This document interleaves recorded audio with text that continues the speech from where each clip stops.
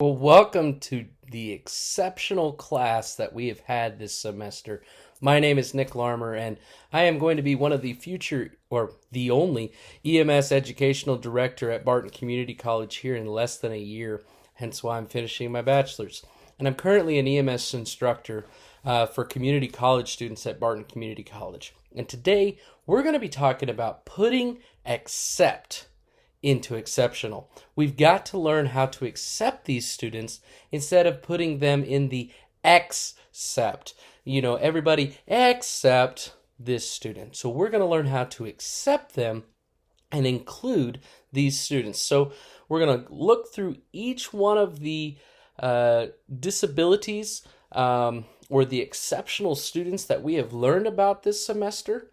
And we're going to talk a little bit about them, and then we're going to dive into how am I going to use this in my EMS classroom for high school seniors and college students that are taking the EMT, advanced EMT, and paramedic classes. So one of the things that we learned about this semester was dyslexia. And dyslexia, these individuals have poor decoding skills. They can't read and comprehend as someone who doesn't have dyslexia. A lot of them will have a slow reading rate or have difficulty learning to spell. That's me. I've got some dyslexia when it comes to learning to spell. So one of the ways I work through that is utilizing Word.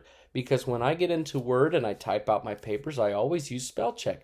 And it's common words that I'm always misspelling, and I try to fix it, but I still just can't seem to get past some words that I have problems spelling.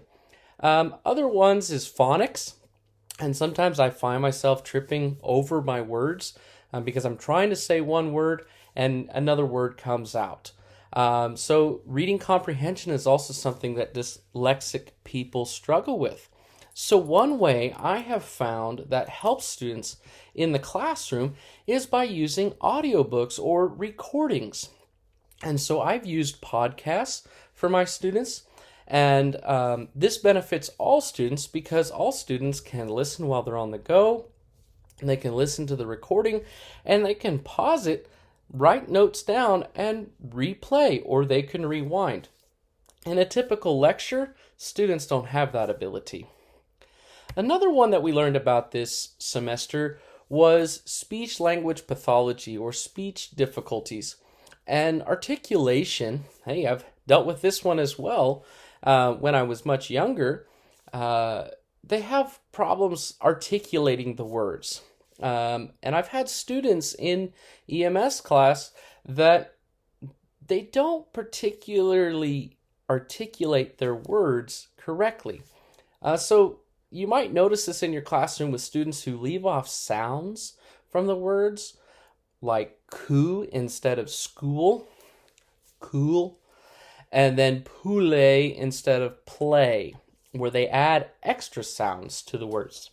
So one way I've found to get students is to act like a cheerleader in front of them and have them repeat after me. I say pulse, you say oximeter. Pulse, pulse. I say pulse, you say oximeter. Pulse, pulse. You get the idea. Having whole group participation is part of that universal design of learning where we include everyone, but we also are accepting those individuals who are having problems with articulation. Anxiety is a big one. And now we know that students get anxious before tests, but anxiety is something in this day and age that is more prevalent than it was, I would think, in previous years. Could that be due to society or other changes? Potentially. Or maybe we're focusing on it more. But students who are anxious are looking for constant approval. They're looking for reassurances in the classroom. Some of these students can be what we might say is annoying because they're constantly bringing up stories to try to get approval or reassurances.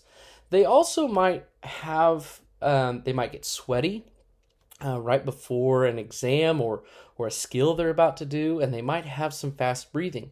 And so We can help them through coaching of their breathing and allow them to follow after us. Okay, I just want you to just breathe with me. Now that's kind of a one-on-one thing, so that's not really universal design of learning.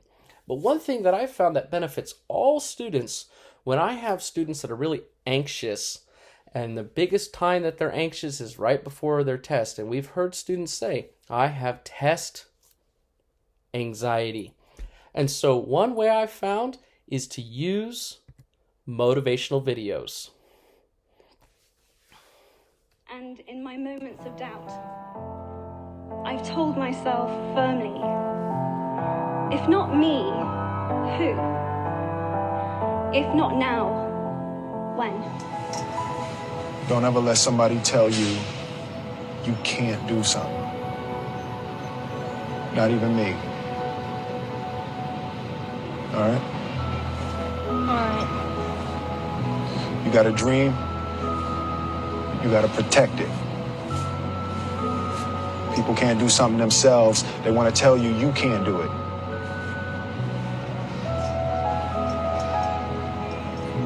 You want something, go get it. Period. Our voices are our most powerful weapons. One child, one teacher, one book, and one pen. They can change the world.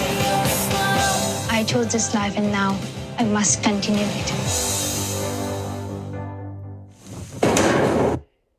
So motivation before tests, watching motivational videos, encouraging them to get motivated before we do something can be a huge benefit to these students. And you don't always have to show a video, but we can at least give them encouragements that are genuine, and that can make a difference for their anxiety. ADHD. Got that one too. Fidgeting or squirming or talking excessively, I find it easier to do speaking than writing a paper. And they also have trouble being quiet. They move when inappropriate to do so, or sometimes their thoughts are scattered. So fixing this in the classroom is kind of difficult to do because, we expect students to come in and they listen to a lecture and they sit there and they learn the same way every single time that we've done throughout the test of time. It doesn't work. I'm sorry, it doesn't work. And we've got to change the way we teach students with attention deficit hyperactive disorder. And one of the ways I've found for students who have ADHD is that there is a good connection between students who have ADHD and hands-on learning. And how do you do this in the EMS classroom? Let me show you with a very quick video of what we do in the EMS classroom. They watch lectures outside of the classroom on videos or hear them on podcasts. When they come into the classroom, we do scenarios.